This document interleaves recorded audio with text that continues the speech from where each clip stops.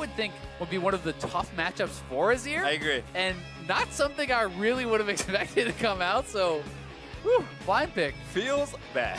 Feels bad, man. Pick Azir and then meet a poke champion, which is, of course, one of Azir's struggles. Meiko maybe having a laugh about it, but like, uh-oh, not what I expected Yeah. at all. He's probably thinking, maybe I'll get some sort of mid-range, short-range. Yeah, get some Varus back in maybe there. Nasus, maybe start poking him. I don't know. Nope.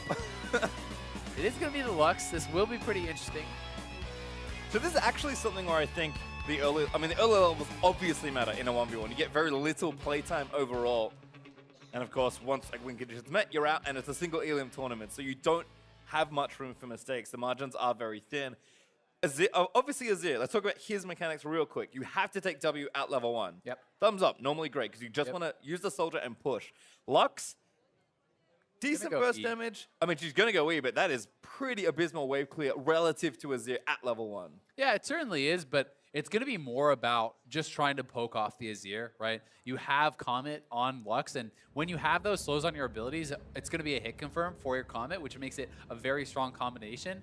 You're just trying to throw out the E. I'm expecting an E-Max from Frozen, trying to poke out his opponent. Meiko can try to kind of control the mini waves, and one of the things that's pretty interesting because of these summoner setups that we're having, it's not something you normally have to talk about, he actually has a way to gap close, right? And you can look for an all-in with your E. If you do actually hit your opponent with E, you get the shield, you actually get a soldier spawn as well now, I do believe. So the all-in can be pretty strong in a situation where perhaps Meiko is able to dodge a binding, dodge an E, and then find a way in.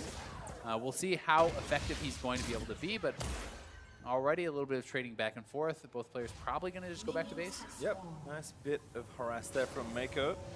Kind of a fun thing I like to track. Doesn't come up that often, but getting your mana flow band procced early can be relevant at times, because using it when you have full mana is actually obviously not very good, which is what it starts at level 1. Meiko actually sticking around though. Going to get to the wave first here after Frozen based. Yeah, really prioritizing just having the push. That's kind of what this tells me.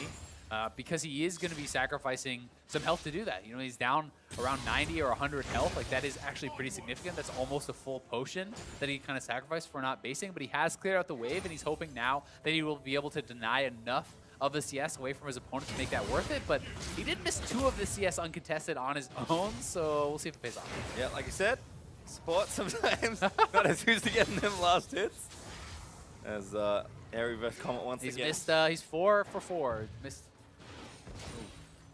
Not doing so hot on the CSing there. Yep, gonna have to get them back through. But it's 0 for Frozen right now, 1. So, yeah. I mean, although the Meiko did miss a lot of farm actually pushing it in, Frozen is very clearly not used to last hitting on this map with how the turret does extra damage. He's not looking too comfortable there. And it is ending up with a slight advantage for Meiko, even though he only got 6 of the 12 minions.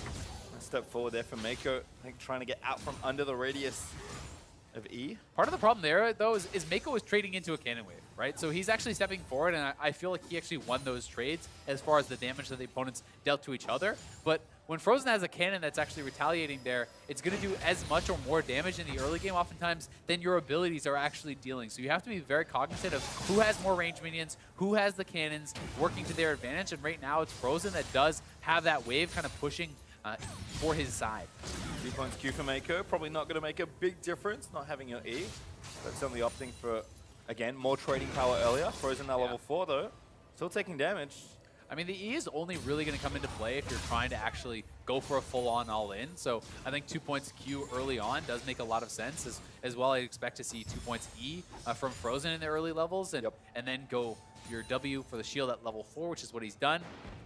Meiko, gonna have to see how much of this farm he can actually pick up, because right now they are tied. There's about 10 minions sitting at his turret. If he can grab some of this farm, could be a pretty nice advantage, get him a decent base, but so far has gotten the 1. He's going to pick up a couple more. Yeah, missed the cannon, but trying to, again, kind of get the scraps under the turret. It's a couple there, going to keep it pretty close. Yeah, not too bad. Yeah, 4 minions left there for Frozen to hit here, so he hits them all. They'll still be pretty even. Meiko, they're taking a lot of harass as well, and this could be interesting on the back time as Meiko going to grab his relic. Nice dodge of that light binding there by Meiko. Lux is 6, certainly very relevant for some sort of, at least, harassment off. Forcing away, maybe getting a summon if you can connect with a light binding. Meiko, though, playing up. Looks like he's going to try and get there first. Like, hitting down those minions. Yeah, it's a pretty interesting one. I mean, they're both staying around relatively low. They don't have any HP potions left. So, Meiko quickly going back in. Frozen forced to burn the heal there. that's actually pretty nice because it is traded back and forth, but now it's exhaust versus barrier. I do feel like Frozen is going to have more trouble getting good use out of the exhaust if Meiko wants to sit back. There's not really going to be a chance for Frozen to do that, where you're always going to get some sort of use from that barrier. One of the really interesting choices here, though, is actually Celestial Body for Frozen. So he's actually taken 10% less damage dealt for 100 HP. So this is the mastery that you take 10% less damage dealt for the first 10 minutes, but you get the bonus health. So he's really kind of just prioritizing what he thinks to be survivability. He's figuring perhaps he can just poke his opponent out and make sure that he can't get all in with that. He did also take the Biscuit Delivery, and oh my god, not even using the barrier. Meiko, that was pretty close. I hope he calculated that one, because that was We'll close. give him the benefit of the doubt.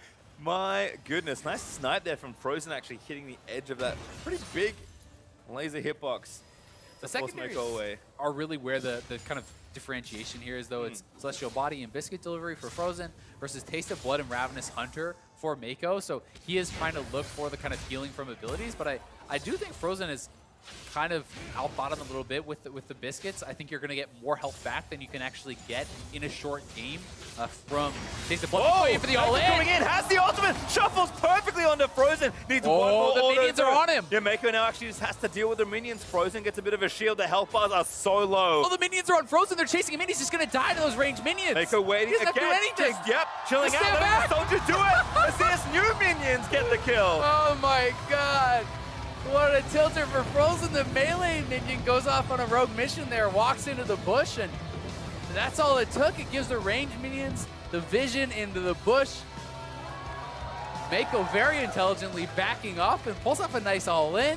Sets up the minion kill there. He is going to move on. Support players looking pretty good. I mean, a funny situation at the end there, certainly, but Meiko with a smooth Azir combo. It was slick.